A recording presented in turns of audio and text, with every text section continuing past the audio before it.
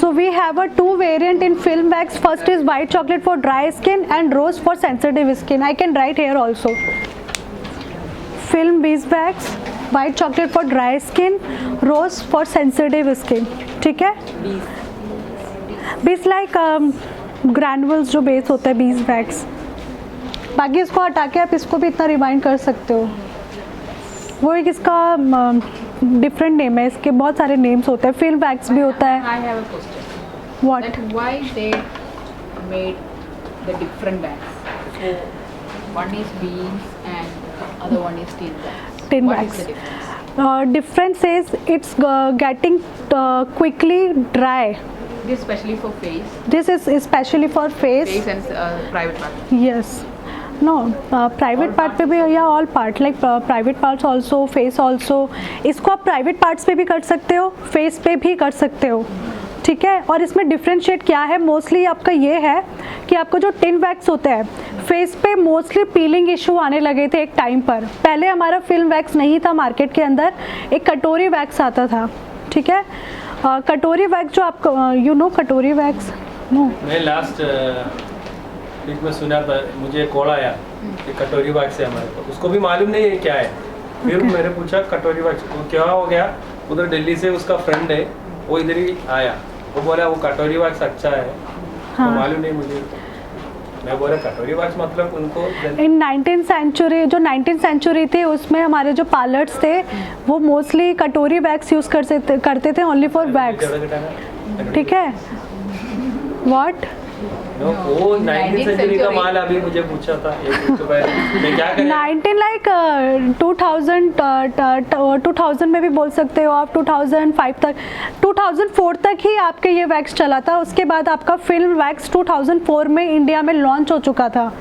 Not title wax, other brands में film wax आपका launch हो चुका था. स्लिक भी आपकी ऑलमोस्ट 2004 या 5 में आ चुकी थी. ठीक है. तो ये डिफरेंट इसीलिए बनाई गई क्योंकि जो हमारा फेस है उस पर हमें जल्दी से ऐसी कोई चीज़ चाहिए थी जो लगा के इमीडिएटली ड्राई हो जाए. टिन वैक्स जब हम लोग करते हैं तो ये टेक्निक होती है किसी किसी की जो इजीली कर देता है, but most of the people से पील ही हुआ है. तो जो फिल्म वैक्स जो हमारा टिन वैक्स है ये हमारा फेस के लिए नहीं होता. ठीक है. फेस के लिए ये थोड़ी മുഖത്ത് ചെയ്യുമ്പോൾ സ്കിന്നിന് ഫീൽ ആവാൻ സാധ്യതയുണ്ട്, അത്ര സെൻസിറ്റീവ് ആയിട്ടുള്ള സ്ഥലമായതുകൊണ്ട്. അപ്പോൾ അതിനൊരു പരിഹാരമായിട്ടാണ് ഈ ഫിലിം വാക്സ് ഇപ്പോൾ ഇംപ്ലിമെന്റ് ചെയ്തത്. 2004 മുതൽ നമ്മുടെ ഇവിടെ അങ്ങനെയല്ലോ 2004 മുതൽ ഇവിടെ ഇംപ്ലിമെന്റ് ആയി. നമ്മളിപ്പോഴത് കേട്ടു തുടങ്ങിയിട്ടുള്ളൂ. അതേപോലെ തന്നെ മറ്റേ ആ സാധനം ഉപയോഗിച്ച് കഴിഞ്ഞാൽ മുഖത്ത് ഭയങ്കരമായിട്ട് ഒട്ടിപ്പിടിക്കുകയും പെട്ടെന്ന് ഹാർഡാവുകയും ചെയ്യും, ഭയങ്കര ഹാർഡായിട്ടിരിക്കും. അപ്പോൾ ഫീലിങ്ങിനുള്ള സാധ്യത കൂടുതലാണ്. അപ്പോൾ അത് ഒഴിവാക്കാനായിട്ടാണ് 2004 മുതലാണ് ഫിലിം വാക്സ് എന്ന് പറഞ്ഞ സാധനം നമ്മുടെ ഇന്ത്യയിൽ വന്നുകൊടുക്കുന്നത്. अगर कोई चीज़ डिफरेंट करके बनाई है तो आप उसको यूज़ करो, आप उसको यूज़ करके देखो कि इसमें डिफरेंशिएट क्या है. लोगों से मत सुनो, खुद को भी एक मतलब प्रैक्टिकल थोड़ा खुद को भी बनाओ कि अगर मार्केट में स्किन के लिए कुछ डिफरेंट है तो बॉडी स्किन के लिए कुछ डिफरेंट है तो उसमें क्या डिफरेंट है, जो फेस के लिए उसमें क्या डिफरेंस है. सम पीपल ऐसा मतलब कुछ लोगों का ऐसा रहता है कि ठीक है टिन हम लोग टिन से भी कर सकते तो हम लोग टिन से भी कर देंगे. कर सकते हैं, सब किसी ना किसी चीज़ से कुछ कर सकते हैं. बट जो वीज वैक्स है वो स्पेशली फेस के लिए ही बनाई गई है ताकि जो आपकी स्किन है वो जल्दी से लूज ना हो, आपकी स्किन में पीलिंग इशू ना हो, आपके जो रेडनेस है वो जल्दी से उस पर ना आए, जल्दी से सैग ना हो स्किन, लाइक जो एजिंग लाइंस होती है वो जल्दी से ना आए. ठीक है. तो अगर कुछ डिफरेंट बनाया गया है तो वो कुछ इफेक्टिव ही है तभी वो मार्केट में आया है. ठीक. ये कोई उसके मार्केटिंग पर्पस से नहीं होता, ये हमारे लिए ही होता है कुछ अगर मार्केट में डिफरेंट आता है तो जो वीज वैक्स है वो आपका फेस के लिए स्पेशली ही मैन्युफैक्चर किया गया है. ठीक है. तो वीज वैक्स आप प्लीज़ करना, इट्स गुड. अगर किसी को प्रॉब्लम है ना कि लेज़र नहीं करा सकते, ये नहीं करा सकते, बहुत हेयरी स्किन है फेस पर, तब करा के देखो, बहुत अच्छी है, बहुत इफ़ेक्टिव भी होती है. ठीक है. और नेचुरली आप अपने घर में भी कर सकते हो, कोई ऐसा इशू नहीं आता, बहुत इजी होती है ये चीज़ें. आप फिंगर से कर सकते हो. हम करने का समय मालूम पड़ेगा उन लोगों को. हाँ हाँ बिल्कुल. നിങ്ങൾ മറ്റേ വാക്സ് വെച്ചിട്ട് ചെയ്തുകൊണ്ടിരിക്കണമെങ്കിൽ വരാൻ സാധ്യതയുള്ള കാര്യം പറഞ്ഞു. പെട്ടെന്ന് ചിലപ്പോൾ ഒന്നും തോന്നില്ല, പക്ഷേ ക്ലൈൻറ്റ് അല്ലെങ്കിൽ നമ്മൾ തന്നെയാണ് ചെയ്യണമെങ്കിൽ പെട്ടെന്ന് വയസ്സായ പോലെ തോന്നും. സ്കിന്ന് സാഗി റിംഗ്ലസ് ഉണ്ടാവും. ഇതൊക്കെ ഇല്ലാതിരിക്കാൻ നല്ലത് ഇത്തരത്തിലുള്ള വാക്സ് യൂസ് ചെയ്യണമെന്നാണ് അവർ പറയുന്നത്. Now we have a pre-toner for skin, जब हम लोग वैक्स करने से पहले इसमें हम लोग प्री टोनर यूज़ करेंगे, ठीक है।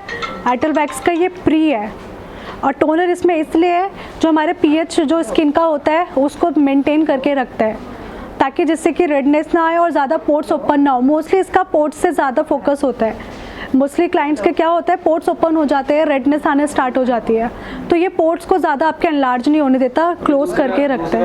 ब्रांड में आता है वो प्री ऑयल जेल जेल तो ऑयल या डिफरेंट उसमें होता है, बट मोस्टली ऑयल जो होता है वो उन वैक्स के लिए होता है जिसमें आपका ज़्यादा टाइटेनियम ऐड ऑन किया होता है, जिससे कि पता है कि इसको लगाने के बाद बहुत ज़्यादा गर्म लग सकती है। बट इसमें ऐसा कुछ नहीं है, आपको लेस गर्म, लेस पेनलेस है ये, लेस गर्म भी आपको बहुत कम इसमें लगता है। आपको जो पीएच लेवल है स्किन का वो भी मेंटेन करके रखता है, ताकि जो पोर्ट्स है वो ज़्यादा ना खुले। ഇത് ആദ്യം അടിക്കുക, അതെന്ന് നമ്മുടെ സ്കിന്നിന്റെ പി എച്ച് ലെവൽ ബാലൻസ് ചെയ്യും. എന്താ പി എച്ച് ലെവൽ എന്ന് എല്ലാവർക്കും അറിയായിരിക്കുമല്ലോ അല്ലേ? സമാധാനം, ഞാൻ പറയണ്ടല്ലോ വിചാരിച്ചു. അപ്പോൾ പി എച്ച് ലെവൽ ബാലൻസ് ചെയ്യാൻ സഹായിക്കുന്ന സാധനമാണിത്. സാധാരണ നമ്മൾ, എനിക്കറിയില്ല നിങ്ങൾ ഏതാ വാക്സിന് മുന്നേ ഇങ്ങനെ ഒരു സാധനം ആരെങ്കിലും ഉപയോഗിക്കാറുണ്ടോ? ഇതല്ലെങ്കിൽ ഇതിന് മുന്നേ ഉപയോഗിക്കുന്ന ഓയിലോ ജെല്ലോ എന്തെങ്കിലും ഇത്രയെങ്കിലും ആളുകൾ, ഭൂരിഭാഗം ആളുകൾ ഉപയോഗിക്കാറുണ്ടാവില്ല അല്ലേ? Last is body oil powder, അതൊക്കെ കഴിഞ്ഞ് 2000 इट्स आफ्टर ऑयल, അതൊക്കെ ഉപയോഗിക്കുള്ളൂ, ठीक है। അതെങ്കിലും ലാഭിക്കാല്ലേ? It's idle wax after oil, जितनी भी आपकी स्किन पे एक्सेसिव वैक्स होती है उसको भी रिमूव करता है, आपकी स्किन को हाइड्रेट करके रखता है, आपको ज़्यादा चिपचिप फील नहीं कराएगा, बहुत लेस क्वांटिटी आपके पूरे हैंड पे इजीली अप्लाई हो जाता है, आपको ज़्यादा एफर्ट्स करने की ज़रूरत नहीं है इसमें। और जितना भी एक्सेसिव आपका स्किन पे वो रह जाता है वैक्स, उसको भी इजीली रिमूव कर सकता है, ठीक है। तो ये था। इसमें टैल्कम पाउडर यूज़ करता है नहीं? अगर किसी का बहुत ज़्यादा ऑयली स्किन है और अगर आपके पास प्रोडक्ट अवेलेबल नहीं है तो आप बहुत ही फ्रीली टैल्कम यूज़ कर सकते हो, कोई प्रॉब्लम नहीं है। ഒരു രക്ഷയില്ലെങ്കിൽ യൂസ് ചെയ്യാവുന്ന സാധനമാണ് പൗഡർ, ടാൽക്കം പൗഡർ.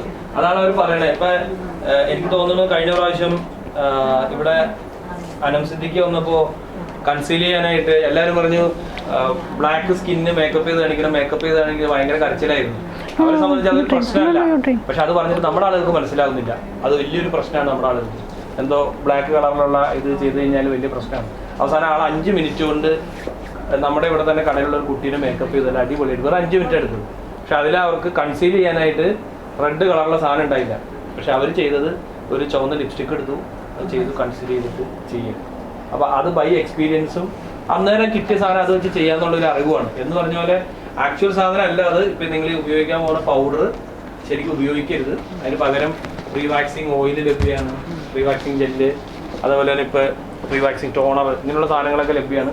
അതാണ് ഉപയോഗിക്കേണ്ടത്. പിന്നെ ഒരു നിവൃത്തി ഇല്ലാതെ വന്നു കഴിഞ്ഞാൽ പൗഡർ ഇട്ടോ, ഒരു നിവൃത്തി ഇല്ലെങ്കിൽ